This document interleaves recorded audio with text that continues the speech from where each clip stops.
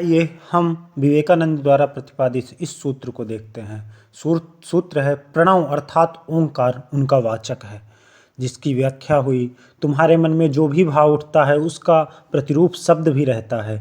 इस शब्द और भाव को अलग अलग नहीं किया जाता।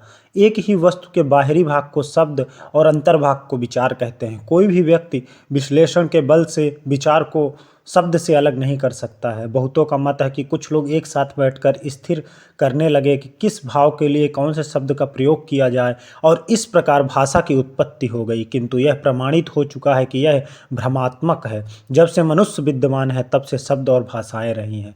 अब बात यह है कि एक भाव और एक शब्द में परस्पर क्या संबंध है। यद्यपि हम देखते हैं कि एक भाव के साथ एक ही शब्द का रहना अनिवार्य है, तथापि ऐसा नहीं है कि एक भाव एक ही शब्द द्वारा प्रकाशित हो। 20 विभिन्न देशों में भाव एक ही होने पर भाषाएं बिल्कुल भिन्न भिन्न हो जाती हैं। प्रत्येक भाव को प्रकट करने के लिए एक न एक शब्द की आवश्यकता अवश्य होती है, किंतु एक भाव के प्रकाशक शब्दों का एक ही उच्चारण विशिष्ट होना कोई आवश्यक नहीं है। विभिन्न देशों में भिन्न भिन्न उच्चारण, विभिन्न विशिष्ट शब्दों का व्यवहार होगा। इसलिए टीकाकार ने कहा, यद्यपि भाव और शब्द का परस्पर संबंध स्वाभाविक है, तथापि एक शब्द और एक भाव के बीच एक नितांत अलंघनीय संबंध ही रहे, ऐसी कोई बात नहीं।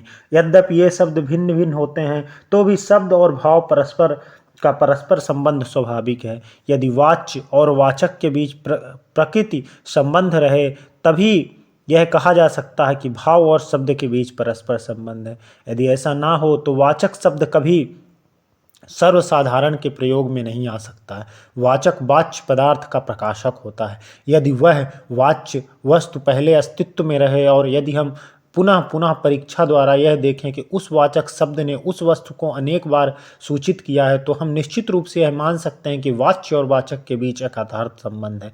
यदि ये वाच्य पदार्थ ना भी रहे तो भी हजारों मनुष्य उनके वाचकों के द्वारा उनका ज्ञान प्राप्त करेंगे, पर हाँ, वाच्य और वाचक के बीच एक स्वाभाविक संबंध रहना अनिवार्य है। ऐसा होने पर ज्यों ही उस वाचक शब्द का प्रयोग का उच्चारण किया जाएगा त्यों ही उस वाच्य पदार्थ की बात मन में ला देगा। सूत्रकार कहते हैं कि ओंकार ईश्वर का वाचक है। सूत्रकार ने विशेष रूप से ओम शब्द का एक ही उल्लेख किया है, ईश्वर। इस भाव को व्यक्त करने के लिए तो सैकड़ों शब्द हैं, एक भाव के साथ हजारों शब्दों का संबंध रहता है। ईश्वर इस भाव का सैकड़ों शब्दों के साथ संबंध है और उनमें से प्रत्येक ही तो ईश्वर का वाचक है। फिर उन्होंने ओम को ही क्यों चुना? हाँ ठीक है, पर वैसा होने पर उन शब्दों में से एक सामान्य शब्द चुन लेना चाहिए। उन सारे वाचकों का एक सामान्य आधार निकालना होगा और जो वाचक शब्द सबका सामान्य वाचक होगा वही सर्वश्रेष्ठ समझा जाएगा और वास्तव में वही उसका यथार्थ वाचक होगा। किसी शब्द के उच्चारण के लिए हम एक कंठ नली और तालु का शब्द उच्चारण के आधार रूप में व्यवहार करते हैं। क्या ऐसा कोई भौतिक शब्द है जिसकी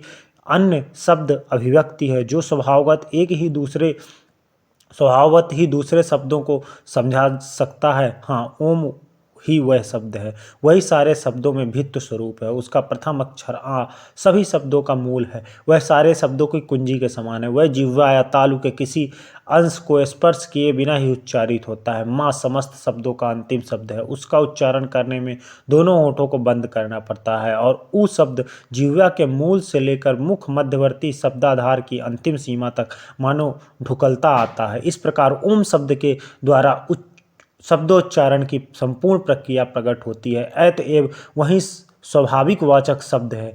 वही सब विभिन्न शब्दों की जननी स्वरूप है। जितने प्रकार के शब्द उच्चारित हो सकते हैं, हमारी ताकत में जितने प्रकार के शब्द उच्चारण की संभावना है, ओम उन सभी शब्दों का सूचक है। यह सब तात्विक चर्चा छोड़ देने पर हम यह देखते हैं कि भारतवर्ष में जितने विभिन्न धर्म भाव हैं, यह ओंकार उन सबका केंद्र स्वरूप है। वेद के सब विभिन्न धर्म भाव इस ओंकार का ही अवलंबन किए हुए हैं। अब प्रश्न यह है कि इसके साथ अमेरिका, इंग्लैंड और अन्य देशों का क्या संबंध है? उत्तर यह है कि यह सब देशों में इस ओंकार का व्यवहार हो सकता है, कारण भारतवर्ष में धर्म के विकास की प्रत्येक अवस्था में उसके प्रत्येक सोपान में ओंकार को अपनाया गया है, उसका आश्रय लिया गया है और वह ईश्वर संबंधी सारे विभिन्न भावों को व्यक्त करने के लिए व्यवहाररत हुआ है। अद्वैतवादी, द्वैतवादी, द्वैतवादी, भेदवादी, यहाँ तक कि नास्तिकों ने भी अपने समस्त उच्चतम आदर्शों को प्रकट करने के लिए इस ओंकार का अवलंबन किया है। मानव जाति के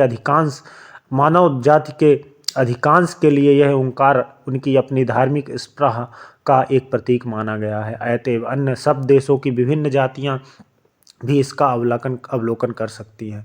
अंग्रेजी गॉड शब्द को ले लो, जिस भाव को प्रकट करता है वह कोई अधिक दूर तक नहीं जा सकता। यदि तुम उसके अतिरिक्त अन्य कोई भाव शब्द उससे व्यक्त करने की इच्छा करो तो उसे तुम विशेषण लगाना पड़ेगा, जैसे पर्सनल, इम्पर्सनल, अब्सोल्यूट आदि आदि। अन्य दूसरी भाषाओं में ईश्वरवाचक जो शब्द है उनके बारे में यही बात घटती है, उनमें बहुत कम भाव प्रकट करने की शक्ति है, किंतु ओम शब्द में ये सभी प्रकार के भाव विद्यमान है।